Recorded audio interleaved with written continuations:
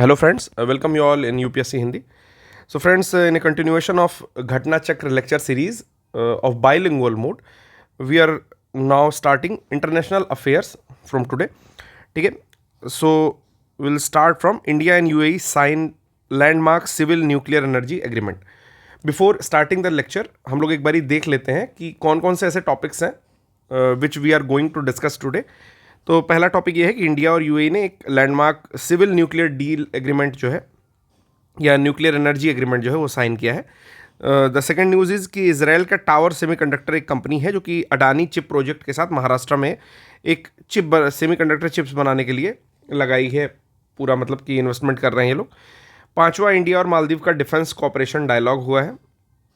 फिर आगे हम लोग न्यूज़ में देखेंगे कि पीएम की ऑफिशियल विजिट हुई है ब्रुनई में, और ये पहली बार है कि जब कोई द्विपक्षीय दौर पर भारतीय प्रधानमंत्री ब्रुनई गया है. वहाँ की जो कैपिटल है वह बांदर सेरी बेगावन.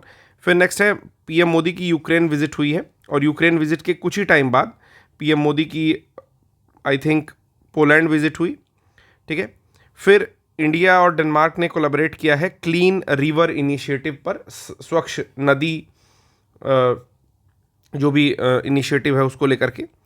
फिर नेक्स्ट न्यूज़ है बांग्लादेश की क्राइसिस को लेकर के. आपको पता है कि मुजीबुर रहमान की मूर्ति तोड़ी जा रही थी कुछ दिन पहले, जो कि वहाँ के फादर ऑफ बांग्लादेश कहे जा सकते हैं. इंडिया ने चेयर किया है कोलंबो प्रोसेस को, ये एक न्यूज़ है. फिर कच्चा तीवू आइलैंड काफ़ी ज़्यादा न्यूज़ में था, तो देखेंगे इसकी लोकेशन के साथ कि ये क्या चीज़ है. पहला Indian temple, Hindu temple basically खुला हुआ है यूएई में. और फिर नेक्स्ट न्यूज़ हम लोग देखेंगे कुछ भारत भूटान के रिलेशंस के बारे में, और इंडिया US 2+2 मिनिस्ट्रियल डायलॉग. तो यहाँ तक इस सेक्शन में हम लोग पढ़ेंगे. फिर आ जाता है समिट, कॉन्फ्रेंसेस एंड ऑर्गेनाइजेशन. अगर टाइम बचता है तो फर्दर इसमें प्रोसीड करेंगे, अदरवाइज विल स्टॉप हियर. तो स्टार्ट करते हैं बिना किसी बकवास के. तो कई बार पहले भी मैंने आपको ये बताया है कि जब भी हम न्यूज़ पढ़ेंगे तो सबसे ज़्यादा इंपॉर्टेंट वहाँ पर होती है हेडिंग, क्योंकि हेडिंग से प्रश्न पूछता है जिसको लोग उतना ध्यान नहीं दे पाते. ठीक है, तो पहली चीज़ ये है कि इंडिया और यूएई के बीच में एक साइन हुआ है जो कि लैंडमार्क डील है. क्या है? Civil nuclear energy agreement. ठीक है, यानी कि असैन्य परमाणु ऊर्जा के उपयोग के लिए एक एग्रीमेंट हुआ है. ठीक है, किसके किसके बीच में हुआ है? इंडिया और यूएई. तो अब प्रश्न कैसे बनाता है? प्रश्न इसी हेडिंग से उठा करके बना दिया जाता है, क्योंकि सबसे ज़्यादा उसको क्या बोलते हैं, शैडो एरिया वाली चीज़ें होती हैं हेडिंग की. हेडिंग तो लोग उतना ध्यान से नहीं पढ़ते, अंदर की चीज़ें पढ़ लेते हैं. ठीक है, तो शैडो एरिया में ऐसा मतलब बस मेरे बनाया हुआ नाम है कि शैडो एरिया में ये चीज़ आती है. अब प्रश्न पूछ लेगा कि हाल ही में किस देश के साथ भारत ने असैन्य परमाणु ऊर्जा समझौते पर हस्ताक्षर किए हैं. ठीक है, तो अब नाम वहाँ पर कन्फ्यूज़न हो जाएगी. तो ये नाम है यूएई, यूनाइटेड अरब एमिरेट्स. ठीक है, सितंबर के महीने में ये डील हुई है, और एक क्रिटिकल डील मानी जा रही है. इसको एक टर्निंग पॉइंट माना जा रहा है जो कि बायलैटरल रिलेशन को भी मजबूत करेगा. ठीक है, इंडिया और यूएई ने ये चीज़ किया है. कौन कौन सी कंपनी की है? तो चूँकि जो वहाँ के शेख हैं खालिद बिन मोहम्मद बिन जायद अल नहयान. ठीक है, खालिद बिन मोहम्मद बिन जायद अल नहयान, जो कि न्यू दिल्ली आए हुए थे, तो उन्होंने NPCIL जो भारत की कंपनी है, nuclear power corporation of India limited, ठीक है, इसके साथ वहाँ की जो कंपनी है emirates nuclear energy company ENEC, उसने समझौता किया है. ठीक है, तो आपको समझ में आ गया कि भारतीय परमाणु ऊर्जा निगम लिमिटेड यानी कि NPCIL ने किसके साथ समझौता किया है? अमीरात परमाणु ऊर्जा कंपनी ENEC के साथ समझौता किया है. ठीक है, अच्छा, समझौता क्या हुआ है कि वहाँ पर बाराख करके एक न्यूक्लियर पावर प्लांट है. ठीक है, उसके ऑपरेशन और मैनेजमेंट का, यानी कि उसका जो संचालन है संयंत्र का और उसका रख रखाव, इन दोनों चीज़ों को शामिल किया गया है. तो ये भी पॉइंट याद रखिएगा कि बाराख के न्यूक्लियर पावर प्लांट के ऑपरेशन और मेंटेनेंस को लेकर के यहाँ पर समझौता हुआ है NPCIL और ENEC के बीच में. ठीक है, और ये एक बहुत रिमार्केबल डील है दोनों कंट्रीज़ के मध्य, जो कि एक पीसफुल न्यूक्लियर एनर्जी यूटिलाइजेशन की ओर एक बढ़ता हुआ कदम है. यानी कि शांतिपूर्वक असैन्य तरीके से एक परमाणु ऊर्जा समझौता यहाँ पर हुआ है, जिसका मतलब परमाणु ऊर्जा के उपयोग को लेकर के प्रतिबद्धता को दिखाता है. फिर कह रहा है कि यूएई इंडिया का थर्ड लार्जेस्ट ट्रेडिंग पार्टनर है, यानी कि तीसरा सबसे बड़ा व्यापारिक साझेदार है. और ये पहली बार था जब इस तरह का एग्रीमेंट दो देशों के बीच में हुआ है, और उनकी कमिटमेंट हुई है कि हम लोग पीसफुल यूज़ करेंगे परमाणु ऊर्जा का, जो कि प्राइम मिनिस्टर नरेंद्र मोदी के द्वारा यूएई विजिट पर 2015 में इस तरह की बातें हुई थी। ये लोग आपस में एग्री हुए थे 2015 में कि हम लोग आने वाले समय में कोई असैन्य तरीके का परमाणु ऊर्जा समझौता करेंगे और एक पीसफुल तरीके से यूज़ हो परमाणु ऊर्जा का, इस पर बात करेंगे। ठीक है, फिर लॉन्ग टर्म एलएनजी सप्लाई के ऊपर भी बात हुई है। जो भारत का आईओसीएल कंपनी है, इंडियन ऑयल कॉरपोरेशन लिमिटेड, उसने अडानी बोला हूँ, Abu Dhabi national oil company के साथ ADNOC के साथ एक समझौता किया है लॉन्ग टर्म एलएनजी सप्लाई को लेकर के, लेकिन ये मेमोरेंडम ऑफ अंडरस्टैंडिंग के रूप में हुआ है, अभी फाइनल समझौता नहीं हुआ है। ठीक है, केवल एक मेमोरेंडम ऑफ अंडरस्टैंडिंग साइन हुई है। यूएई वर्ल्ड का लार्जेस्ट ऑयल एक्सपोर्टर है। ठीक है, और इस दिशा में जो है भारत को ऊर्जा देने में या ऊर्जा सुरक्षा की दिशा में जो है यूएई एक अच्छा साझेदार हो सकता है। ठीक है, तो वर्ल्ड्स के जो लार्जेस्ट एक्सपोर्टर्स हैं उसमें से एक यूएई है, सबसे टॉप पर नहीं है लेकिन एक यूएई है, और जो कि भारत के लिए एक बहुत क्रूशियल रोल प्ले कर सकता है, एक बहुत की रोल प्ले कर सकता है, जो भी भारत की एनर्जी सिक्योरिटी है, ऊर्जा सुरक्षा है, उसको लेकर के। ठीक है, फूड पार्क डेवलपमेंट के लिए भी एक MOU हुआ है। तो ये भी प्रश्न पूछा जा सकता है कि हाल ही में किस देश के साथ फूड पार्क डेवलपमेंट के लिए या फूड पार्क के विकास के लिए समझौता हुआ है। तो गवर्नमेंट ऑफ गुजरात ने किया है Abu Dhabi development holding company के साथ। ठीक है, Abu Dhabi development holding company जिसका नाम है PJSC, ठीक है, उसके साथ समझौता किया है। तो दो प्रश्न यहाँ से बन सकते हैं। पहला प्रश्न मैंने बनाया फूड पार्क डेवलपमेंट के साथ, और दूसरा प्रश्न यहाँ पर मैंने बनाया किस किस कंपनी की डील हुई है आपके शांतिपूर्वक परमाणु ऊर्जा के यूज़ करने पर। ठीक है, चलिए अगला जो है यहाँ पर, ये हम लोग न्यूज़ पहले भी कवर कर चुके हैं इसलिए इसको तेज़ी के साथ कवर करेंगे कि इजराइल की एक कंपनी है, इसका नाम है टावर सेमीकंडक्टर, और अडानी ग्रुप ने एक चिप प्रोजेक्ट स्टार्ट किया है 83,947 करोड़ रुपए का, और ये लगाएंगे कहाँ? तो ये मैन्युफैक्चरिंग प्लांट लगेगा महाराष्ट्र में। ठीक है, फिर अब वही सारी चीज़ घुमा घुमा के बार बार बोल रहा है कि टावर सेमीकंडक्टर अडानी ग्रुप जो है दोनों इतने रुपए के साथ लगाएंगे। महाराष्ट्र के डिप्टी CM जो है देवेंद्र फडणवीस ने कहा है कि अडानी टावर ये सेटअप किया जाएगा चिप मैन्युफैक्चरिंग फैसिलिटी तलोजा में। ठीक है, तो नाम याद रख लेंगे कि महाराष्ट्र के तलोजा में लगाया जा रहा है। तो प्रश्न कैसे पूछेगा? प्रश्न में मुंबई का नाम ही नहीं देगा। ठीक है, प्रश्न ऐसे पूछता है UPPSS वाला कि हाल ही में किस स्थान पर हाल ही में किस स्थान पर इजराइल की टावर सेमीकंडक्टर कंपनी तथा अडानी ग्रुप के साथ एक चिप मैन्युफैक्चरिंग का प्लांट लगाने की घोषणा हुई है। अब उसमें ऑप्शन देगा तलोजा।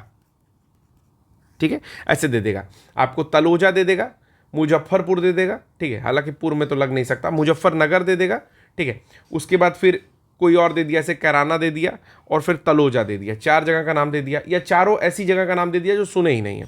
ठीक है, तलोजा, खुसटबाग, आलम शाह, कुछ भी दे दिया मतलब, तो उसमें तलोजा रहेगा। तो तलोजा का नाम याद रखिएगा, तलोजा में चिप मैन्युफैक्चरिंग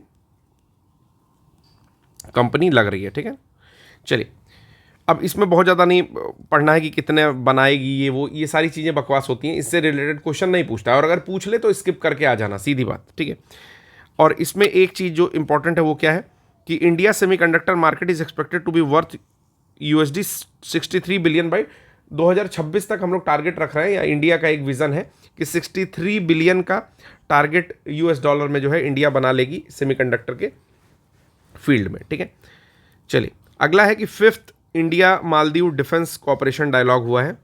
तो भारत और मालदीव की रक्षा सहयोग वार्ता हुई है। ये चौथी वार्ता है, तो 5वीं वार्ता है। ठीक है, मालदीव कहाँ स्थित है? तो बेसिकली इसमें जो डिफेंस डील हो रही है या डिफेंस कोऑपरेशन डायलॉग है, रक्षा सहयोग वार्ता है, नई दिल्ली में संपन्न हुई। पहला पॉइंट ये याद रखना है कहाँ संपन्न हुई। दूसरी चीज़ ये है कि पांचवा इस तरह का सहयोग वार्ता थी ये भारत और मालदीव के बीच में। मालदीव की स्थिति कहाँ है आप जानते होंगे, श्रीलंका के नीचे जो हिंद महासागर है वहाँ पर मालदीव की स्थिति है। ठीक है, बाएं साइड में श्रीलंका के नीचे। ठीक, बेसिकली ये चल क्यों रहा है? तो ये स्ट्रेंथन करेगा जो भी बायलैटरल डिफेंस टाइज हैं, यानी कि जो द्विपक्षीय रक्षा संबंध है उनको मजबूत करेगा, और एक तरीके से जो हाई लेवल एक्सचेंज और फ्यूचर मिलिट्री एक्सरसाइज है उसको आदान प्रदान करने, यानी कि उच्च स्तरीय आदान प्रदान बढ़ाने, भविष्य के सैन्य अभ्यासों पर चर्चा करने के लिए इसमें ध्यान केंद्रित किया गया है। तो इसमें इंडिया के साइड से श्री गिरिधर अरमाने जी थे जो कि डिफेंस सेक्रेटरी हैं, और उनके साइड से उनके नेशनल डिफेंस फोर्स जनरल जो थे इब्राहिम हिल्मे वो शामिल हुए थे। ठीक है, इंडिया जो है इंडिया को देखा जाता है नेट सिक्योरिटी प्रोवाइडर के तौर पर जो भी इंडियन ओशन का रीजन है वहाँ पर, यानी कि हिंद महासागर के क्षेत्र में भारत एक शुद्ध सुरक्षा प्रदाता है, और ये जो है बिम्स्टेक के अंडर में ऐसा उसको नेट सिक्योरिटी प्रोवाइडर के तौर पर देखा जाता है। ठीक है, फिर अगला आता है कि मालदीव चाहता है भारत के साथ बहुत सारी चीज़ें, ये सब चीज़ें छोड़ दीजिए, इसे 3 टूरिस्ट मार्केट देखा जाता है। ठीक है, क्योंकि टूरिज्म जो है मालदीव में बहुत ज़्यादा फेमस है, सबसे ज़्यादा पैसे टूरिज्म से ही आते हैं मालदीव के। मालदीव की कैपिटल क्या है वो आप बताइए, फिर बताइए कि मालदीव जो है वो आपके लक्षद्वीप से कितने डिग्री चैनल से बाइफरकेट होता है, अलग होता है, ये चीज़ बता दीजिए। फिर मालदीव जो है वो भारत के सबसे कॉर्नर लिखा हुआ है कि one of the corner stone of NFP यानी कि नेबरहुड फर्स्ट पॉलिसी। तो भारत की जो नेबरहुड फर्स्ट पॉलिसी है उसके अंतर्गत सबसे कॉर्नर स्टेट आता है या कॉर्नर की कंट्री आती है। विजन सागर और इंडिया जो है ग्लोबल साउथ की ओर जो कमिटमेंट कर रहा है उस कारण से मालदीव भारत के लिए बहुत ज़्यादा इंपॉर्टेंट है। ठीक है, कहाँ पर लोकेटेड है तो इंडियन ओशन के चोक पॉइंट्स पर, जैसे gulf of Aden, strait of Hormuz और स्ट्रेट ऑफ मलक्का के जो भी चोक पॉइंट्स होते हैं, मतलब कि जितनी शिप्स या जितनी भी चीज़ें ट्रेवल करके हिंद महासागर से गुजरती हैं, ऐसा समझ लो कि मालदीव ऐसी जगह पर स्थित है कि चाहे तो चोक कर सके। ठीक है, तो बहुत ही स्ट्रेटेजिक लोकेशन है, इसलिए भारत का जो रुचि है मालदीव में इस प्रोसेस से सैन्य समझौतों को लेकर के वो ज़्यादा है। ठीक है, फिर नेक्स्ट न्यूज़ जो हम लोग की है वो PM की एक ऑफिशियल विजिट हुई है ब्रुनेई को लेकर के। ठीक है, तो ब्रुनेई जो है उसकी कैपिटल है बंदर सेरी जो कि आपके बोर्नियो पर स्थित है। ठीक है, तो ब्रुनेई कहाँ स्थित है, बोर्नियो पर स्थित है, और बोर्नियो जो आइलैंड है उस पर कितनी कंट्रीज़ है ये कमेंट बॉक्स में करो, और कंट्री का नाम बता सकते हैं आप लोग तो वो भी कमेंट बॉक्स में करिए। ठीक है, स्टैटिक के साथ उस पॉइंट को मैं जोड़ने की कोशिश कर रहा हूँ, लेकिन अगर आप लोग पार्टिसिपेट करोगे तो ही जुड़ेगा, क्योंकि ये चीज़ मैं नहीं बताऊँगा। करंट पढ़ने का मतलब है कि ये माना जाए कि आप लोग स्टैटिक का पोर्शन पढ़े हो, जिसने ज्योग्राफी की बेसिक क्लासेस भी की होंगी मेरी, उनको भी पता होगा कि बोर्नियो आइलैंड पे कितने देश स्थित हैं। ठीक है, अगर नहीं की है तो जाकर के आप प्लेलिस्ट में कर सकते हो, उसमें अभी तो 18 क्लासेस हुई हैं, लेकिन अभी 12-13 क्लासेस और आनी बाकी हैं। जैसे ही करंट खत्म होता है हम उसको खत्म कर लेंगे। ठीक है, तो प्रधानमंत्री मोदी जी जो है गए हुए थे, कहाँ गए थे, बंदर सेरी बागवान जो उसकी कैपिटल है वहाँ पर गए थे और ऑफिशियल विजिट पर गए थे।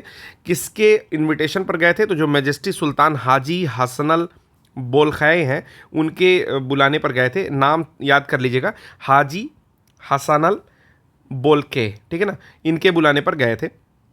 और ये पहली बार है, सबसे इंपॉर्टेंट पॉइंट इसमें क्या है, it's a first ever bilateral visit, ये द्विपक्षीय रूप से पहला विजिट है, पहली बार कोई गया है प्राइम मिनिस्टर ब्रुनेई में। ठीक है, the historic visit of prime minister coincide with the 40th anniversary of the establishment of the 40 साल हुआ है ब्रुनेई और भारत के बीच में डिप्लोमेटिक रिलेशन को लेकर के, राजनयिक समझौतों को लेकर के, और उस दौरान पहली बार कोई प्रधानमंत्री ब्रुनेई गया है।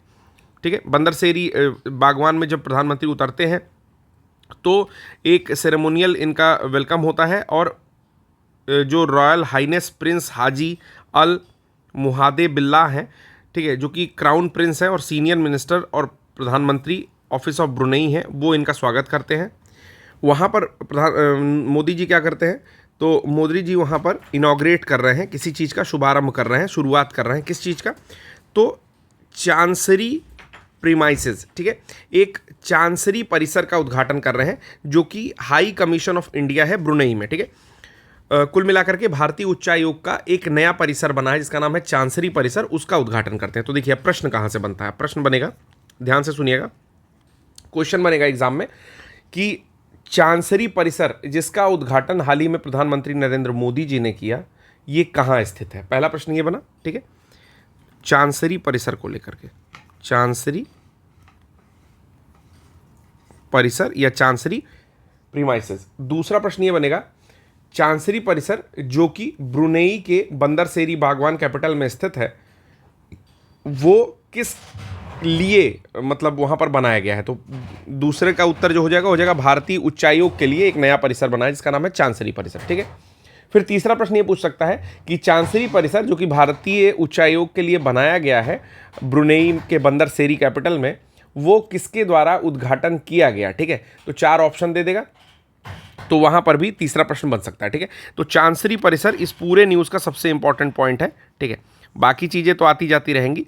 पहला ये इंपॉर्टेंट पॉइंट है और दूसरा ये इंपॉर्टेंट पॉइंट है कि जो आपका ब्रुनेई है उसको पहली बार किस पीएम ने विजिट किया था, ठीक है। तो वहाँ पर भी आंसर हो जाएगा नमो, यानी कि नरेंद्र मोदी जी ने विजिट किया है, ठीक है। फिर अब इसमें एक पॉइंट दिया है जो कि इंपॉर्टेंट नहीं है कि 1920 के दौरान जब ब्रुनेई में तेल की खोज हुई तो पहला जत्था भारतीयों का जो है वहाँ पहुँचा और वर्तमान में लगभग 14,000 इंडियन जो है वहाँ रिसाइड कर रहे हैं, यानी कि रह रहे हैं। फिर एक और इम्पॉर्टेंट पॉइंट है, तीसरा इंपॉर्टेंट पॉइंट इस न्यूज़ का ये हो सकता है कि नरेंद्र मोदी जो है वहाँ के एक आइकॉनिक उमर अली सैफुद्दीन मस्जिद जो है बंदरसेरी बागवान में स्थित है, बेगावन में स्थित है, वहाँ पर गए थे। तो ये आइकॉनिक मस्जिद का नाम भी थोड़ा बहुत याद कर सकते हैं, हालांकि ये चीज़ इंपॉर्टेंट नहीं है। चांसरी परिसर पर ज़्यादा फोकस दीजिएगा, ठीक है, वो चीज़ें पूछी जा सकती हैं। अगला है पीएम मोदी की यूक्रेन विजिट। तो यूक्रेन गए थे और जिलेंस्की जो कि पहले एक हास्य कलाकार थे, फिर बाद में वहाँ के प्रेसिडेंट बन गए आपके यूक्रेन के, ठीक है। तो उनसे भी मुलाकात करते हैं और कुछ बातें करते हैं, ठीक है। तो देखते हैं कि क्या क्या है पीएम मोदी की यूक्रेन विजिट के अंतर्गत। तो ये पहली फर्स्ट एवर विजिट है किसी इंडियन प्रधानमंत्री की यूक्रेन में जब से डिप्लोमेटिक रिलेशन स्टार्ट हुआ है 1992 से इन दोनों देशों के मध्य में, ठीक है। वहाँ पर national museum of history of Ukraine's, तो इस पॉइंट को फिर से मैं बता रहा हूँ कि national museum of history of Ukraine's martyrologist exposition on children, यानी कि जो भी यूक्रेन के राष्ट्रीय इतिहास संग्रहालय में शहीद बच्चों पर एक प्रदर्शनी लगी हुई है या एक तरह का मतलब जो म्यूजियम के अंतर्गत उनको रखा गया है, मतलब कौन कौन सा बच्चा कब कब डेथ किया, इस तरह से चीज़ें लगा करके उसकी कुछ यूज़ करने वाली डेली रूटीन की वस्तुओं को वहाँ पर रखा गया है। तो पीएम मोदी वहाँ पहुँचते हैं और ट्रिब्यूट पे करते हैं, यानी कि एक श्रद्धांजलि देते हैं उन बच्चों को जो कि अपनी जीवन को लॉस किए हैं, जो भी रशिया और यूक्रेन के बीच में कॉन्फ्लिक्ट हो रहा था, जो कि युद्ध हो रहा था उसके दौरान, ठीक है।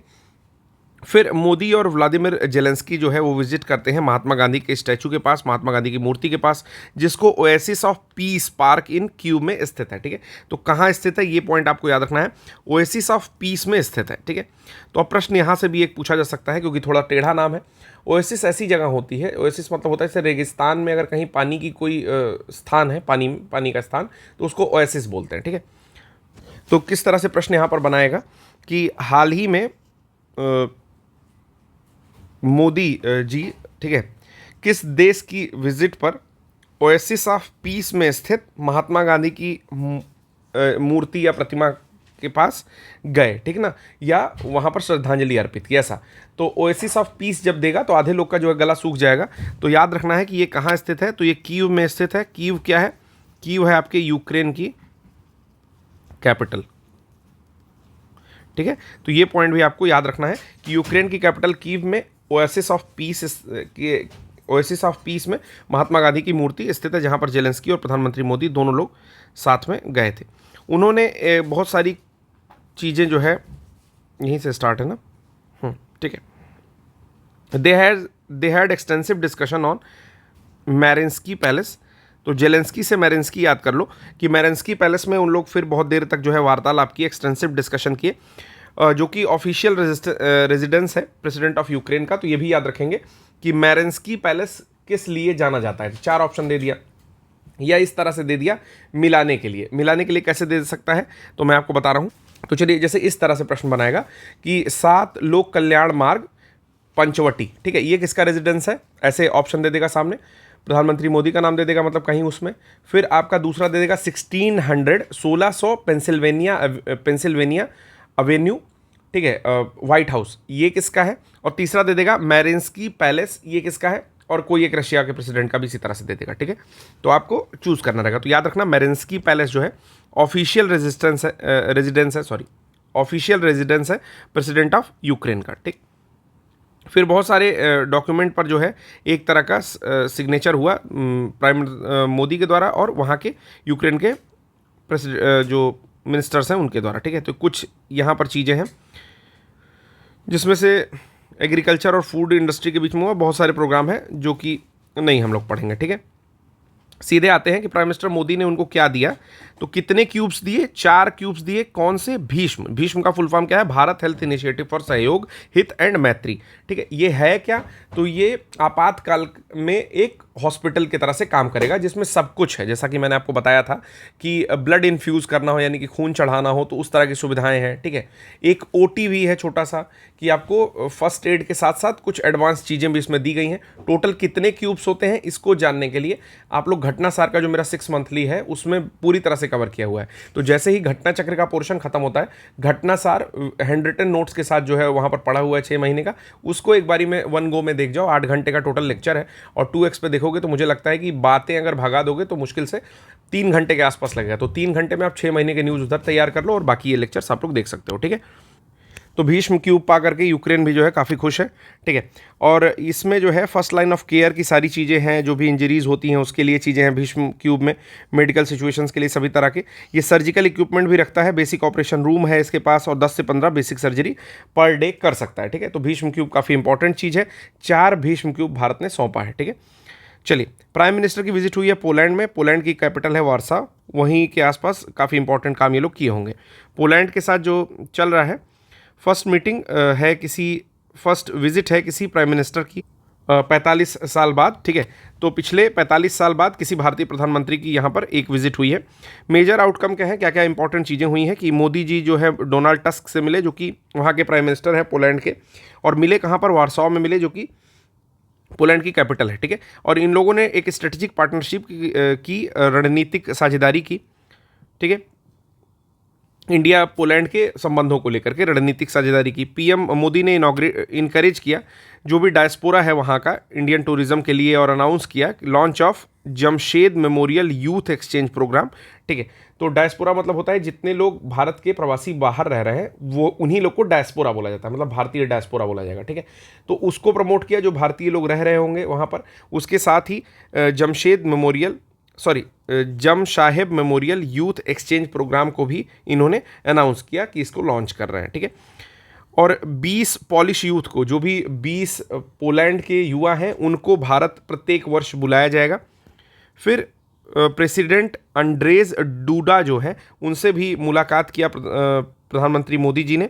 कहाँ पर? तो बेलवेडर पैलेस जो है वहाँ पर, ठीक ना, बेलवेडर पैलेस में, और डिस्कस किया कि किस तरह से बायलेटरल यानी कि द्विपक्षीय जो समझौता है, जो संबंध है, उसको स्ट्रेटेजिक पार्टनरशिप के थ्रू, रणनीतिक साझेदारी के थ्रू थोड़ा सा अपग्रेड किया सकता है, उसको बढ़ाया जा सकता है। ठीक है, प्रधानमंत्री मोदी ने तो ऑपरेशन गंगा जो चला था, ऑपरेशन गंगा किस लिए चला था? जो भी भारतीय छात्र थे जो कि यूक्रेन में पढ़ाई कर रहे थे या यूक्रेन में रह रहे थे जो लोग, उनको निकालने के लिए ऑपरेशन गंगा जब चलाया गया तो यूक्रेन में रह रहे लोग पोलैंड के रास्ते ही निकले। ठीक है, तो वहाँ पर पोलैंड की जो असिस्टेंट थी, मदद थी, उसको लेकर के भी ग्रेटिट्यूड एक्सप्रेस किया है प्रधानमंत्री मोदी ने, मतलब आभार व्यक्त किया है। उसके साथ ही जो प्रेसिडेंट डूडा हैं उनको भी बुलाया है कि आप कभी भारत आइए।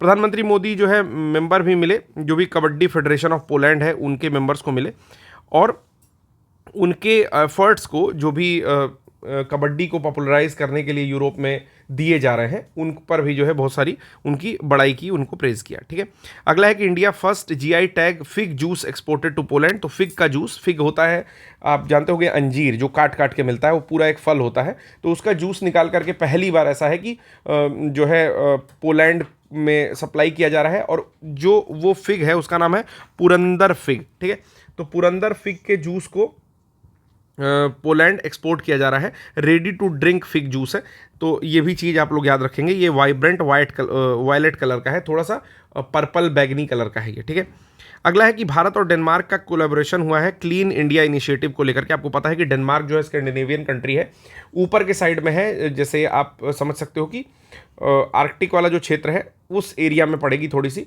ठीक है, और हर सेक्टर में आप देखते होगे, कोई भी सेक्टर हो, कोई भी इंडेक्स हो, तो उसमें जो डेनमार्क है वो टॉप ही करता है। ठीक है, मतलब टॉप 3, टॉप 5 इस तरह की कंट्री है, तो उसके साथ कोलैबोरेट कर रहा है इंडिया स्वच्छ रिवर नदी इनिशिएटिव को लेकर के। ठीक है, तो देखते हैं क्या न्यूज़ है। तो अभी हाल ही में क्या हुआ है कि भारत और डेनमार्क, ये पॉइंट याद रखिएगा, पहला प्रश्न यहीं से बनेगा कि हाल ही में किस देश के साथ भारत ने कोलैबोरेट किया है क्लीन रिवर इनिशिएटिव को लेकर के। तो भारत और डेनमार्क ने एक मतलब हाथ मिलाया है अपने आप को smart laboratory on clean reverse को लेकर के, SLCR को लेकर के, smart laboratory on clean reverse को लेकर के वाराणसी में, ठीक है। और ये जो है एक्सीलेंस लाना चाहते हैं स्मॉल रिवर के रिजेन्युएशन पर, मतलब पुनर्जीवीकरण पर। कोई भी छोटी नदी है उसको लेकर के उसके रिजेन्युएशन और मैनेजमेंट पर जो है एक एक्सीलेंस प्रोग्राम या उसको ठीक करना चाहते हैं, ऐसा कुछ जो है हो रहा है, ठीक है। तो नाम याद रखिएगा, smart laboratory on clean reverse. ये जो कोलैबोरेशन है वो किस कंट्री के साथ हुआ है या किस स्थान पर हुआ है, ये दोनों प्रश्न पूछे जा सकते हैं। तो मेरे हिसाब से ये पॉइंट जो है ये बहुत ज़्यादा इंपॉर्टेंट है इस न्यूज़ का, ठीक है। Smart laboratory on clean reverse किस देश के साथ हुआ है और कहाँ हुआ है, ठीक। तो ये हुआ है आपके डेनमार्क के साथ और हुआ है वाराणसी में, ठीक है। तो the green strategic partnership between India and Denmark has fostered significant collaboration leading to the establishment of the smart laboratory on clean rivers in Varanasi, ठीक है। तो एक तरह का ग्रीन स्ट्रेटेजिक पार्टनरशिप है, यानी कि हरित रणनीतिक साझेदारी है, ठीक है, भारत और डेनमार्क के बीच में हो रहा है। और फॉस्टर करेगा ये, यानी कि ये मजबूती प्रदान करेगा जो भी कोलैबोरेशन है जो कि smart laboratory on clean reverse के माध्यम से वाराणसी में स्थापित की गई है, ठीक है। Government of water resources, river development and Ganga rejuvenation जो है उसके साथ IIT BHU और गवर्नमेंट ऑफ डेनमार्क, ये 3 लोगों ने किया है। तो ये भी पूछ सकता है कि SLCR जो एक कोलैबोरेशन है वो किस किस के साथ हुआ है। तो GOI गवर्नमेंट ऑफ इंडिया का जो department of water resource, water development और गंगा रिजेन्युएशन है, ठीक है, ये है, IIT BHU है और गवर्नमेंट ऑफ डेनमार्क, ये तीनों लोग मिल करके स्मॉल रिवर रिजेन्युएशन और मैनेजमेंट को लेकर के आ रहे हैं। फिर यही चीज़ घुमा घुमा के 2-3 बार दी हुई है, ठीक है। फिर कहता है कि Indo Danish joint steering committee जो है हाईएस्ट फोरम होगी SLCR की, जो कि प्रोवाइड करेगी किसी भी तरह के गाइडेंस को और रिव्यू करेगी कैसा आप विकास कर रहे हो या प्रोग्रेस कर रहे हो उस ग्रुप में, ठीक। बाकी इसमें आपको बहुत ज़्यादा कुछ नहीं पढ़ना है। हाँ, एक चीज़ पढ़ना है कि SLCR सेक्रेटरीट जो है वो रिसीव करेगा इनिशियल फंडिंग टोटल 16.80 करोड़ की मिनिस्ट्री ऑफ जल शक्ति के द्वारा, और एडिशनल 5 करोड़ और पाएगा ये डेनमार्क के द्वारा, ठीक है। तो 16.80 करोड़ जल शक्ति मंत्रालय इसमें दे रहा है, 5 करोड़ रुपए में INR इंडियन रुपीज़ में दे रहा है डेनमार्क, ठीक है। तो ये भी पॉइंट याद रखेंगे। बाकी हम लोग को ये देखना है कि 2 से 3 साल का प्रोजेक्ट है जो कि इंटीग्रेट करेगा ग्राउंड वाटर और हाइड्रोलॉजिकल मॉडल्स को, क्रिएट करेगा कॉम्प्रिहेंसिव रिवर मैनेजमेंट प्लान, मतलब एक विस्तारित रूप से जो भी रिवर को, जल को मैनेजमेंट करने का प्लान होता है, जल प्रबंधन का जो प्लान है उसको, और हाइड्रोलॉजिकल मॉडल को और ग्राउंड वाटर को लेकर के कोलैबोरेट, मतलब प्रोजेक्ट में इंटीग्रेट करेगा, ठीक है। तो ये चीज़ याद रखनी है कि 2 से 3 साल का प्रोजेक्ट है।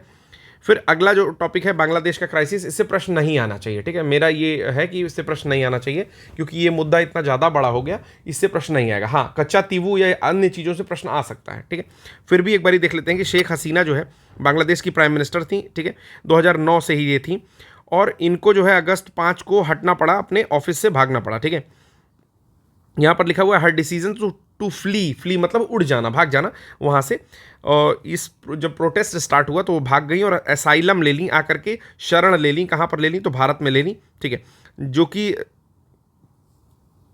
भारत और बांग्लादेश के आगे के रिलेशन को लेके थोड़ा सा एक भारत जो है चिंता दिखाता है कि भाई वो भारत में आकर के जब शरण ले ली और उनका देश प्रोटेस्ट कर रहा है तो कहीं ऐसा ना हो कि भारत से संबंध आने वाले बांग्लादेश के जो प्रधानमंत्री हैं या अन्य लोग हैं उनसे थोड़ा सा बायलैटरल रिलेशन खराब हो जाए। हालांकि बहुत सारी इसमें न्यूज़ भी आ रही थी कि किसी और का भी हाथ है, लेकिन चीज़ें जब पुख्ता रूप से वो चीज़ें पब्लिश होती हैं तब उसको माना जाता है, ठीक है, रूमर्स नहीं सुने जाते हैं। करंट सिचुएशन क्या है कि भाई जॉब कोटा को लेकर के बवाल चल रहा था कि जो भी मुक्ति वाहिनी के सदस्य या उनके डिसेंडेंट्स थे, यानी कि उनके बच्चे जो थे, उन सबको रिजर्वेशन मिलता था, ठीक है। फिर जब दूसरी पीढ़ी की रिजर्वेशन की बात आई तो थोड़ा बहुत उस पर बवाल शुरू हुआ और इन लोगों ने कहा कि हम दूसरी पीढ़ी को भी रिजर्वेशन देंगे। तो जो नॉन रिजर्व कैटेगरी थी, जिनको रिजर्वेशन नहीं मिल रहा था, या जो लोग बांग्लादेश की आज़ादी में पार्टिसिपेट नहीं किए थे, एक तरह से स्वतंत्रता सेनानी के बच्चे नहीं हैं, वो लोग प्रोटेस्ट करना स्टार्ट किए और ये प्रोटेस्ट देखते ही देखते काफ़ी ज़्यादा बढ़ गया। तो शुरू हुआ था ये जॉब कोटा को लेकर के, ठीक है। फिर इसमें एक चीज़ और है कि although there are several contributing elements to the Bangladesh crisis, बहुत सारे ऐसे एलिमेंट हैं जो कि बांग्लादेश की क्राइसिस को लेकर के रिस्पॉन्सिबल है। जैसे वहाँ पर एक तानाशाही तरह का लीडरशिप चल रहा था, ऑटोक्रेटिक था कि 2009 से 24 आ गया और वही बार बार प्रधानमंत्री बन रही थी, तो ये एक तरह का ऑटोक्रेटिक हो गया, तानाशाही रूप ले रहा था। इम्पैक्ट ऑफ कोविड-19 से जो है टेक्सटाइल सेक्टर बहुत ज़्यादा परेशान था, डिवेल्यूएशन हो चुका था, जो टका वहाँ की करेंसी है वो काफ़ी ज़्यादा उसका मूल्य गिर चुका था और जॉब स्कार्सिटी थी, नौकरियां बिल्कुल नहीं थी, और इमीडिएट कॉज जो था वो 30% रिजर्वेशन कोटा वाला था, जो मैं आपको बता रहा हूँ कि मुक्ति वाहिनी के जो एंसेस्टर्स नहीं, डिसेंडेंट्स हैं, आने वाले जो वंशज थे, उनको और फिर उनके बच्चों को भी, मतलब बच्चे के बच्चों को जब दिया जाने लगा 30% रिजर्वेशन, तो इसको लेकर के पूरा बवाल चल रहा था। और ये जो 30% रिजर्वेशन कोटा वाली बात है, ये आग में घी का काम किया, ठीक है। इंडिया जो है एक क्रूशियल सपोर्ट प्रदान किया शेख हसीना को, जो कि एक इंडिया की दिखाता है कि बहुत स्ट्रॉन्गेस्ट अलाई हैं, यानी कि स्ट्रॉन्गेस्ट दोस्ती थी, ठीक है। और इसी कारण से भारत ने क्या किया, शेख हसीना को क्रूशियल सपोर्ट भी प्रदान किया, ठीक है।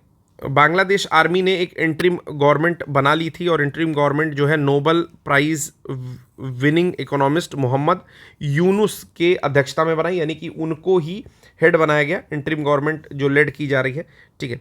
बांग्लादेश लिबरेशन वार के बारे में देखें तो मार्च 26, 1971 को शेख मुजीबुर रहमान के अंडर में बांग्लादेश को आज़ाद कराने की जो जंग थी वो छिड़ी, ठीक है। और इंडिपेंडेंट बनना चाहता था बांग्लादेश स्टार्टिंग से ही, ठीक है। क्योंकि देखिए उसमें उस समय कोटा ये था, देखिए ये चीज़ भी मैंने कवर की है लेक्चर 3 ऑफ ज्योग्राफी, अगर आप जाओगे अभी प्लेलिस्ट में और ज्योग्राफी का लेक्चर खोलोगे तो उसमें मैंने बांग्लादेश के मुद्दे को पूरा बताया है, स्टार्टिंग से लेकर के 1950 से लेकर के, जब से आज़ादी मिली 47 से लेकर के, बांग्लादेश को किस तरह से हर कैटेगरी में हर जगह कॉर्नर किया जाता था वेस्ट पाकिस्तान के द्वारा। ये सारी चीज़ें मैंने उसमें क्लियर की हैं, तो वो लेक्चर आप अगर थोड़ा ब्रॉडली देखना चाहते हो तो उसको कवर कर सकते हो। बाकी चीज़ें इसमें मैं टू द पॉइंट बताऊंगा कि प्राइम मिनिस्टर इंदिरा गांधी जो थी, उन्होंने स्विफ्टली इंटरवीन किया, मतलब एक बार इसमें हस्तक्षेप कर दिया, और दिसंबर 16, 1971 को बांग्लादेश को एक सॉवरिन नेशन बना दिया, संप्रभु राष्ट्र के रूप में बना दिया, ठीक है। तो यहाँ पर बहुत ज़्यादा हेल्प की थी भारतीयों ने भी, खासकर इंदिरा गांधी का रोल इसमें बहुत क्रूशियल था, जिसको याद नहीं किया जाता है, बट इंदिरा गांधी का जितना बड़ा डिसीजन था, ये बहुत ही बड़ा डिसीजन था, इतना आसान नहीं होता इतना बड़ा स्टेप लेना, ठीक है। और ये इंडिया पाकिस्तान वॉर 1971 के तौर पर भी जानी जाती है। फिर बांग्लादेश के साथ भारत के जो रिलेशन थे, जैसे 5 स्टेट हैं भारत के, असम, वेस्ट बंगाल, मिजोरम, मेघालय और त्रिपुरा, आपको पता भी होगा नॉर्थ ईस्ट के सारे हैं ये, आपका वेस्ट बंगाल को छोड़ करके, तो ये सारे भी बांग्लादेश के साथ जो है टच होते हैं। और सबसे बड़ी बाउंड्री जो है बांग्लादेश लगाता है 4096 किलोमीटर की भारत के साथ। इंडिया का इम्पोर्ट बहुत सारी चीज़ों पर है, जैसे टेक्सटाइल को लेकर के है, कपड़े बांग्लादेश से आते हैं, फार्मास्यूटिकल्स की चीज़ें आती हैं, ठीक है। एग्रीकल्चर के कुछ प्रोडक्ट भी बांग्लादेश से आते हैं। एक्सपोर्ट क्या है, एक्सपोर्ट टोटल $3.2 बिलियन का है, 2010-11 में जो था वो $16.2 बिलियन का 21-22 में पहुंच चुका था। इंडिया का 4th largest export market Bangladesh है, यानी कि भारत अपनी चौथी सबसे बड़ी जो निर्यात करता है वो आपका बांग्लादेश को करता है। लैंड बाउंड्री एग्रीमेंट कब हुआ था, तो 1974 में लैंड बाउंड्री एग्रीमेंट हुआ था, जो कि अमेंड कर दिया गया 2011 में एडिशनल प्रोटोकॉल के द्वारा, ठीक है। और ये साइन किया गया था, लैंड बाउंड्री एग्रीमेंट 2015 साइन किया गया था 6 जून को, और 31 जुलाई से ये वेल इफेक्टिव फ्रॉम हो गया, मतलब यहाँ पर कार्यान्वित हो गया।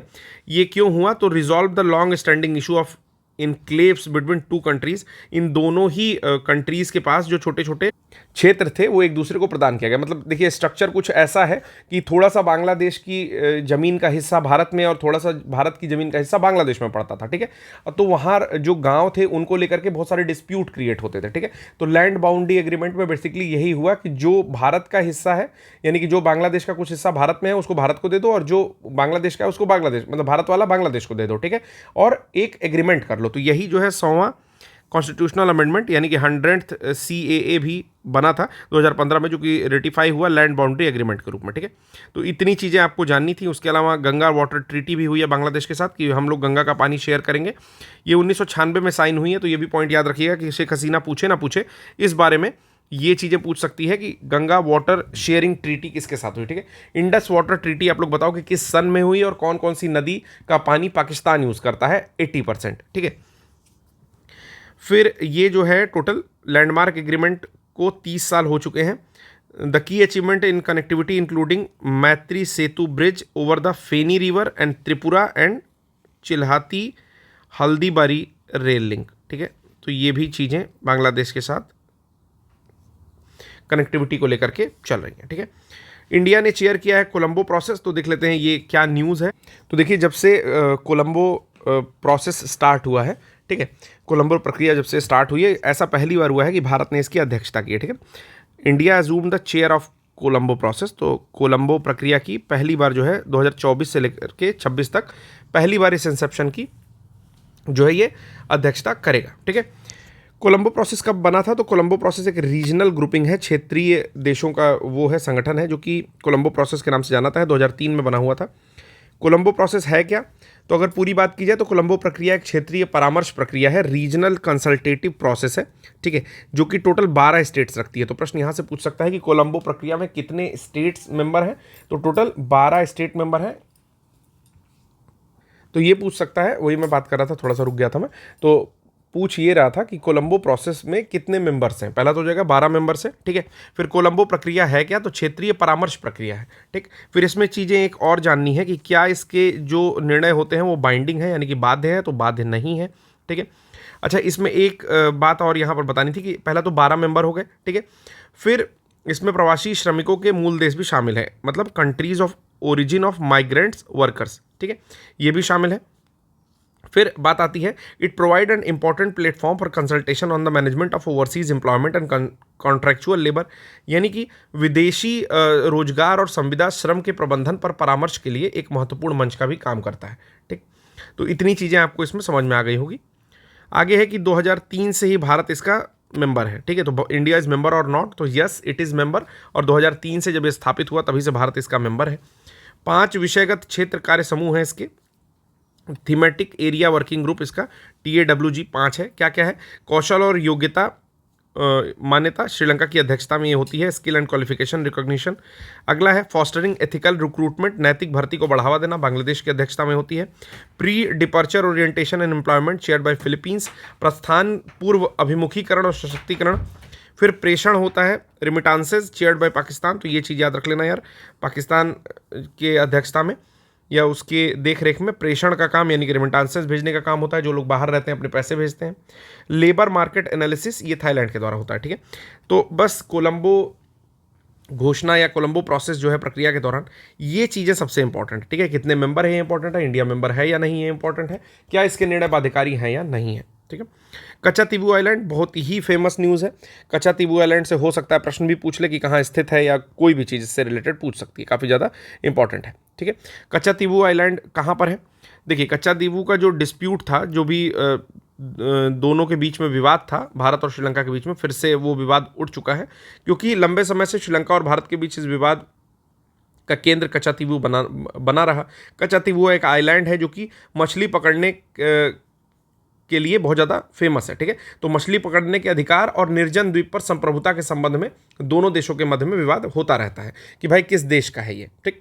कच्चातीबू पाक जलडमरू मध्य में स्थित एक द्वीप है। तो कहाँ स्थित है? तो ये पाक स्टेट के पास स्थित एक द्वीप है। तो पॉइंट याद करेंगे, ठीक है, जो कि भारत और श्रीलंका को अलग करता है। चलिए, ये कब बना था? तो ये ज्वालामुखी विस्फोट के दौरान 14वीं शताब्दी में बना था, ठीक है, यानी कि वॉल्केनिक आइलैंड है, ठीक, यानी कि वॉल्केनो के थ्रू ये बना। वॉल्केनिक आइलैंड का मतलब कि वॉल्केनिक आइलैंड मतलब वॉल्केनो नहीं है वहाँ पर, वॉल्केनिक इरप्शन के बाद इसका फॉर्मेशन हुआ, ठीक है। और ये लाई करता है, ये स्थित है रामेश्वरम भारत के उत्तर पूर्व में और जाफना के दक्षिण पश्चिम में, ठीक है। तो रामेश्वरम के उत्तर पूर्व में और जाफना के दक्षिण पश्चिम कुछ यहाँ पर स्थित है, ठीक है। तो आप लोग का काम क्या है? मैप में कच्चातीबू देखो, या तो कच्चातीबू देख लो, या तो जाकर के मेरी ज्योग्राफी की लेक्चर जो है उसको आप लोग देख सकते हो, ठीक है। ज्योग्राफी के लेक्चर में आप लोग मुझे लगता है कि 5वां लेक्चर या 6वां लेक्चर, जिसमें भी मैंने इंडिया के आसपास की चीज़ों को मैपिंग कराया है, ठीक है, उसमें देख सकते हो, या हो सकता है दूसरा ही लेक्चर हो। तो एक बार ही देख लेना, उसमें हेडिंग पड़ी होगी कि इंडिया और उसकी नेबरिंग कंट्रीज़ कब मैंने पढ़ाया है, तो उसमें चीज़ें बिल्कुल अच्छे से दिखाई गई हैं, ठीक है। फिर आगे की बात क्या करता है इसमें? तो जो आगे की बात है कि ये जो है, एक सेकेंड, हाँ, it is closer to the Indian coast 33 kilometre और श्रीलंका से 62 किलोमीटर। भारत से केवल 33 किलोमीटर और श्रीलंका से 62 किलोमीटर दूर है। तो भारत अपनी दावेदारी प्रस्तुत करता है और श्रीलंका अपनी प्रस्तुत करता है। पाक जलडमरू मध्य मन्नार की खाड़ी और पाक की खाड़ी को जोड़ने वाला एक समुद्री मार्ग है। इसके बारे में बता रहा है कि पाक स्टेट क्या है। तो मन्नार की खाड़ी और पाक की खाड़ी जो है उसको कनेक्ट करता है। इंडिया और श्रीलंका मैरीटाइम एग्रीमेंट हुआ था 1974 में। तो कब हुआ था ये भी पॉइंट याद रखना है, 1974 में भारत और श्रीलंका समुद्री समझौता हुआ। 28 जून को, अब ये चीज़ नहीं याद रखनी है, मतलब प्राइम मिनिस्टर जो तत्कालीन थी इंदिरा गांधी, उन्होंने श्रीलंका के जो समकक्ष थे श्रीमावो भंडार नायके के साथ औपचारिक रूप से एक समझौता किया और समझौते का आदान प्रदान किया बेसिकली, ठीक है। और इन लोगों ने, भारत ने बेसिकली समुद्री सीमा विवाद को सुलझाने के लिए कच्चा तीबू जो है श्रीलंका को दे दिया। तो इंडिया सीडेड कच्चा तीबू तो Sri Lanka to resolve maritime boundary dispute, कि भाई बाउंड्री डिस्प्यूट ना हो हमारी कंट्री के बीच में, तो हम लोग आपको दे देते हैं। फिर आता है वेज बैंक, एक और नाम है, तो वेज बैंक भी काफ़ी ज़्यादा इंपॉर्टेंट है, ठीक है। वेज बैंक क्या है? वेज बैंक है आपका कि Wadge Bank lies to the south of Kanyakumari, Kanyakumari के दक्षिण में स्थित है ये क्षेत्र, और इन वर्ल्ड का रिचेस्ट फिशिंग ग्राउंड इसको माना जा सकता है, कि बहुत कुछ फिशिंग ग्राउंड की अगर बात की जाए तो वन ऑफ द बेस्ट या सबसे ज़्यादा फिशिंग जहाँ पर होती है वो माना जाता है कि वेज बैंक में होती है। और in a much more strategic part of the sea than in island of Katchatheevu, और उसके साथ ही ये कच्चातीबू द्वीप की तुलना में समुद्र के अधिक रणनीतिक क्षेत्र वाले भाग में स्थित है। यानी कि अगर स्ट्रेटेजिक लोकेशन इसकी देखी जाए वेज बैंक की, तो ये कच्चातीबू से कहीं ज़्यादा इंपॉर्टेंट है, तो वेज बैंक भी आप लोग याद रखिएगा। फिर आता है कि the negotiation order essentially settled the maritime boundary between India and Sri Lanka by giving sovereign right over the maritime patch called Wadge Bank near Kanyakumari to India. बहुत सारी जो निगोशिएशंस हुए, जो बातचीत हुई, उसमें दोनों देशों के मध्य जो समुद्री सीमा विवाद है उसको सुलझाने के लिए कुछ चीज़ें अनिवार्य बना दी गई, जिसमें कन्याकुमारी के पास जो वेज बैंक स्थित है उसको भारत पर उसका संप्रभु अधिकार है, यानी कि वो भारत का है। मार्च 1976 में कहा गया कि वेज बैंक श्रीलंका के भीतर स्थित है और भारत का lies within the exclusive economic zone of India, मतलब 1976 के समझौते में ये कहा गया, एग्रीमेंट में कहा गया कि दोनों देशों के बीच में कि Wadge Bank lies within the exclusive economic zone of India, यानी कि EEZ ऑफ इंडिया के जोन में वेज बैंक स्थित है, ठीक है।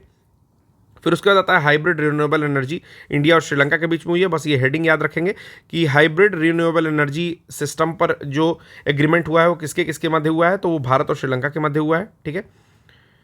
तो ये 3 आइलैंड्स पर ये कंस्ट्रक्शन होगा। कहाँ होगा? जो कि जाफना के कोस्ट होंगे वहाँ पर होगा। ये कौन कौन से आइलैंड होंगे? तो लेफ्ट आइलैंड होगा, नेदुन थेरू होगा, और अन्नालिथुरा नयनन तीबू जो भी लिखा हुआ है कठिन सा, ठीक है। इन आइलैंड्स पर टोटल, अच्छा लेफ्ट या इस पर होगा, अनलई तीवा पर होगा, या नयना तीबू पर होगा, ठीक है। तो इन 3 जगहों पर ये आपका hybrid renewable energy system establish होगा, ठीक है। फिर आता है फर्स्ट हिंदू टेम्पल UAE में बना है, तो नाम याद रखना है और कहाँ बना है ये याद रखना है। तो UAE में बना है, पहली चीज़ तो ये हो गई। नाम क्या है उसका? मोदी जी ने इनॉग्रेट किया है। दूसरी चीज़ ये हो गई कि मोदी जी ने इनॉग्रेट किया है UAE के राम टेम्पल को, ठीक है, ठीक है, हिंदू टेम्पल को। और इसका नाम है BAPS Swami Narayan temple, Abu Dhabi में इसका इनॉग्रेशन हुआ है 14 फरवरी को, ठीक है।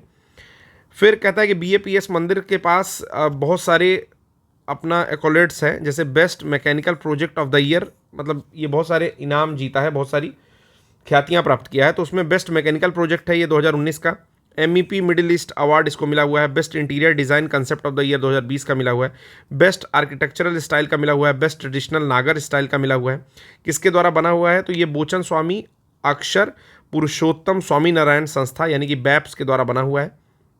Bhagwan, the organization is named after Bhagwan Swami Narayan, a religious leader who lived the late 1700 यानी कि 17वीं शताब्दी में या 1700 में एक व्यक्ति हैं जो कि भगवान स्वामी नारायण के नाम से रिलीजियस लीडर हैं। वो धार्मिक व्यक्ति हैं जो कि काफ़ी फेमस हुए, ठीक है, भगवान के नाम से जाना जाने लगे और उनके नाम पर ये भगवान BAPS का निर्माण हुआ है। फीचर क्या है? जो आर्किटेक्चर है इसका वो आपका नागर स्टाइल में बना हुआ है। अबू धाबी का टेम्पल है ये, जो कि पहला हिंदू टेम्पल के तौर पर जाना जा रहा है, जिसमें 7 शिखर हैं, ठीक है। 13.5 एकड़ की लैंड पर यह टेम्पल बना हुआ है और शेख मोहम्मद बिन जायद अल नहयान ने गिफ्ट किया है, ठीक है। तो टेम्पल वॉज गिफ्टेड बाई, ठीक है, प्रेसिडेंट को UAE के इन्होंने गिफ्ट किया 2019 में। The height of the temple 108 feet की हाइट है, ठीक है। डेटीज कौन हैं? तो प्रमुख स्वामी महाराज जो हैं वो इसके डेटी हैं, एक तरह से देव हैं। On the top of the left of the temple stone craving the scene of a Pramukh Swami Maharaj envisioning the temple of Abu Dhabi in 1997, नहीं, इसमें कुछ गलत बता दिया हूँ। कह रहा है कि डेइटीज मतलब देवता कौन कौन है। तो पहली जो लाइन लिखी है उसमें लिखा हुआ है कि मंदिर के बाईं ओर, on the top left of the temple की ऊपर की ओर बाईं तरफ एक नक्काशी है, स्टोन क्रेविंग है। किस सीन की? उस सीन की जिसमें प्रमुख स्वामी महाराज जो हैं वो 1997 के दौरान अबू धाबी में इन्विजन कर रहे हैं, यानी कल्पना करते हुए दृश्य अंकित है। फिर कह रहा है कि कोई भी फेरस मटेरियल का यूज़ नहीं किया है, कोई भी लोहे की सामग्री का उपयोग नहीं किया गया है। मंदिर के 7 श्राइन है, टोटल 7 मंदिर या 7 श्राइन है जो कि डिफरेंट डेइटीज़ के द्वारा हेल किए जा रहे हैं, यानी कि डिफरेंट भगवानों को समर्पित है। नॉर्थ में है, ईस्ट में है, वेस्ट में है, साउथ पार्ट ऑफ द इसके मतलब भारत के उत्तर पूर्व पश्चिम और दक्षिण भागों से आने वाले जो अन्य अन्य देवता होते हैं उन सब के द्वारा यहाँ पर जो है इसको लीड किया जा रहा है, या मुख्य देवता वही है। ठीक है। आर्किटेक्चरल डेलिकेट्स क्या क्या चीज़ लिख रही है, तो पिंक सैंडस्टोन का यहाँ पर प्रयोग किया गया है एक्सटर्नल फेसेड में, जितनी भी एक्सटर्नल बाउंड्री है वहाँ पर। ठीक है। अंदर क्या किया गया है, तो इटालियन मार्बल जो है यूज़ किया गया है आंतरिक भागों में। 108 मिलियन मोर देन 700 करोड़ रुपए जो है इसको कंस्ट्रक्शन के लिए लगाए गए हैं। 2 सेंट्रल डोम है, 2 केंद्रीय गुंबज है यहाँ पर, डोम ऑफ हार्मोनी और डोम ऑफ पीस के नाम से जाना जा रहा है। तो ये भी पॉइंट याद रखिएगा कि 2 सेंट्रल जो गुंबज है उनका नाम है डोम ऑफ हार्मोनी और डोम ऑफ पीस। ठीक है। जो कि दिखाते हैं अर्थ को, वाटर को, फायर को और प्लांट्स को। ठीक। Wall of harmony one of the largest 3D printed walls in the UAE, तो सबसे बड़ी 3D प्रिंटेड वॉल बनाई गई है जिसको वॉल ऑफ हार्मोनी कह रहे हैं। Harmony has been written in 30 different ancient and modern language. तो हार्मोनी जो वर्ड है इसको 30 डिफरेंट लैंग्वेजेस में लिखा गया है। अलग अलग क्या क्या चीज़ें और इम्पॉर्टेंट है, तो अदर जो फीचर्स हैं उनकी बात की जाए तो सबसे पहला है गौमुख। गौमुख क्या है? कह रहा है कि मंदिर की मुख्य वास्तुकला विशेषताओं में मंदिर तक जाने वाले मार्ग के चारों ओर स्थापित 96 घंटियाँ हैं। ठीक है, ये चीज़ याद रखनी है, 96 घंटियाँ हैं और इसमें गौमुख भी शामिल है। ठीक, 96 घंटियाँ और गौमुख शामिल है। ये 96 घंटियाँ प्रमुख स्वामी महाराज के 96 साल के जीवन को दिखाती हैं। ठीक है, तो ये सी चीज़ समझनी है कि प्रमुख स्वामी महाराज के 96 साल के जीवन को ये 96 घंटियाँ दिखाती हैं। फिर कह रहा है पिलर्स ऑफ पिलर्स, यानी कि स्तंभों का स्तंभ मंदिर में। सॉरी दोस्तों, तो एक कॉल आ गई थी, कोई बात नहीं। स्तंभों का स्तंभ में बात कर रहा था कि मंदिर में अलग अलग कई प्रकार के स्तंभ देखे जा सकते हैं। While many different types of pillars can be seen in the temple, such as जैसे सर्कुलर देखा जा सकता है, षटकोणी यानी कि हेक्सागोनल देखा जा सकता है, स्पेशल पिलर जिसको पिलर ऑफ पिलर्स कहा गया है, जो कि अराउंड 1400 स्मॉल पिलर्स जो है इसमें कार्व किए गए हैं। ये इसको स्तंभों का स्तंभ बोला जा रहा है। ठीक है, जिसमें लगभग 1400 छोटे स्तंभ खुदे हुए हैं, तो ये चीज़ याद रखनी है। अगला है होली रिवर। तो बेसिकली इसमें गंगा यमुना ऐसी जो पवित्र नदियां हैं ना, उनका पानी भी ले जाया गया है। अब ये सारी चीज़ें, जैसे इससे भी ज़्यादा अगर डिटेल में जानना चाहते हैं तो मैं आपको बता दे रहा हूँ, घटनासार का लेक्चर मैंने लिया है जो कि जनवरी से लेकर के जून तक का है, 6 मंथली, 8 घंटे का टोटल कवरेज है इसमें। तो मैं आपसे अनुरोध कर रहा हूँ कि जब भी ये लेक्चर देखो तो या तो पार्ट वाइज में प्लेलिस्ट में जा कर के आप सर्च कर लीजिए। ठीक है, या तो प्लेलिस्ट में जा करके पार्ट वाइज सर्च कर लीजिए, जो भी मंथली न्यूज़ लिखी हो या घटनासार के नाम से प्लेलिस्ट है, उसमें केवल 6 या 7 8 वीडियो है टोटल। ठीक है, या फिर आज शाम तक या कल मैं एक जो है जंबो वीडियो कह सकते हो, फूफा वीडियो एक लॉन्च करा रहा हूं जो कि 8 घंटे का टोटल रहेगा। ठीक है, इस वीडियो को आप लोग 2x पर करके देख लेना, क्योंकि बहुत सारे लोग देखे भी हैं। और इसका अगर नोट्स चाहिए होगा तो वो भी यूपीएससी हिंदी के टेलीग्राम चैनल पर आपको मिल जाएगा, जिसमें आपको घटना GHATNASAAR लिखना है। ठीक है, सार लिखना है ये चीज़। ठीक है, तो चलिए, तो बहुत सारी होली रिवर्स का जो है पानी भी यहाँ पर गया है, जैसे गंगा यमुना इत्यादि का ब्रॉट इन। ठीक है, Saraswati has been depicted in the form of white light. तो सरस्वती रिवर को वाइट लाइट के रूप में दिखाया गया है। मतलब कोई भी ऐसी चीज़ जो कि हिंदू ट्रेडिशन कल्चर को दिखाती है उसका बहुत बारीकी से ध्यान रखा गया है। फिर एक घाट्स को भी दिखाया गया है इसमें, जहाँ गंगा बहती है, वाराणसी जैसा ही एक घाट बनाया गया है, जैसा फिल्म सिटी में बनाया जाता है उस तरीके से नकली घाट बनाया गया है। फिर आता है इंडिया और भूटान का रिलेशन। तो भूटान को वज्रपात का देश कहते हैं, यानी कि कंट्री ऑफ थंडर बोल्ट कहते हैं। कहाँ स्थित है? तो सिक्किम के बगल में भूटान स्थित है। पहले जो सिक्किम है वो भी आपके भूटान का ही पार्ट एक तरह से कह सकते हो कि हुआ करता था। सिक्किम में एक लैंग्वेज आज भी नेपाली बोली जाती है, तो नेपाल और भूटान के बीच में सिक्किम स्थित है। ठीक है, तो भूटान आपको समझ में आ गया कहाँ पर स्थित है। ऊपर से चाइना है, नीचे भारत की कंट्रीज़ है। ठीक है, सॉरी कंट्रीज़ कह रहा हूँ, भारत के जो स्टेट्स हैं वो सराउंड करते हैं इसको। तो किंग ऑफ भूटान जो है वो जिग्मे खेसर नामग्याल वांगचुक है, जो कि इंडिया आए थे 2023 में, तो काफ़ी पुरानी भी न्यूज़ है। बहुत सारा काम यहाँ पर हुआ, जैसे रीजनल कनेक्टिविटी को लेकर के काम हुआ कि रेल लिंक बिटवीन गेलेफू जो कि भूटान का एक इंटरनेशनल शहर है वो, और कोकराझार आसाम को लेकर के 18 किलोमीटर का बन रहा है, ठीक है, सॉरी 58 किलोमीटर का total cross border rail link बन रहा है गेलेफू से लेकर के कोकराझार के बीच में, और 18 किलोमीटर का बन रहा है आपका समस्ते जो कि भूटान में है, समत्से और बनारहाट को लेकर के जो कि वेस्ट बंगाल में, ठीक है। फिर ट्रेड और कनेक्टिविटी को लेकर के बात हो रही थी, तो हल्दीबारी जो कि वेस्ट बंगाल का है, वहाँ से चिल्हाटी जो कि बांग्लादेश का है, इसको लेकर के एक जो है ट्रेड यानी कि एक्सटेंड किया जा रहा है भूटानीज ट्रेड रूट को, ठीक है। फिर इमिग्रेशन चेक पोस्ट की बात की जा रही थी। फिर इसी तरह से भूटानीज SEZ प्रोजेक्ट को सपोर्ट करने की बात यहाँ पर इंडिया कर रहा था कि जो इंडिया ने कमिट किया था कि भूटान के SEZ यानी कि स्पेशल इकोनॉमिक जोन प्रोजेक्ट को हम लोग इंफ्रास्ट्रक्चर डेवलपमेंट के साथ सपोर्ट करेंगे, जो कि दडगिरी आसाम और गेलेफू के बीच में होगा, ठीक है। तो एक स्पेशल इकोनॉमिक जोन भी बनाया जा रहा है। फिर भारत जो है भूटान को हाइड्रो इलेक्ट्रिक प्रोजेक्ट में बहुत ज़्यादा मदद करता है, जिसमें से चुखा परियोजना एक बहुत इंपॉर्टेंट प्रोजेक्ट है, ठीक है, उसको भी हम लोग याद रखेंगे। इसके अलावा इंडिया भूटान एनर्जी पार्टनरशिप को लेकर के 1020 मेगावाट की पुनात सांगछू 2 हाइड्रो पावर प्रोजेक्ट जो है चल रहा है, जो कि एक्सपेंशन ऑफ एनर्जी पार्टनरशिप करता है दोनों कंट्रीज़ के माध्यम में। अगली जो न्यूज़ आती है वो आती है इंडिया US 2+2 मिनिस्ट्रियल डायलॉग, मंत्री स्तरीय द्विपक्षीय जो बातचीत है भारत और US के बीच में। तो कब हुआ, ये भी नवंबर की है, 5th एडिशन इसका हुआ, तो ये भी याद रखेंगे 5वां एडिशन है, यानी कि 5वां वर्जन है इसका, भारत US 2+2 मंत्री स्तरीय द्विपक्षीय संबंध या वार्ता का, ठीक है। ये कहाँ हुआ, तो ये सबसे पहली बात इसमें याद रखेंगे कि दिल्ली में हुआ, ठीक है। कौन आया था, तो मिस्टर लॉयड ऑस्टिन आए थे, जो कि US के सेक्रेटरी ऑफ डिफेंस यानी कि रक्षा मंत्रालय के सचिव माने जाएंगे, और इंडिया के डिफेंस मिनिस्टर राजनाथ सिंह उपस्थित थे।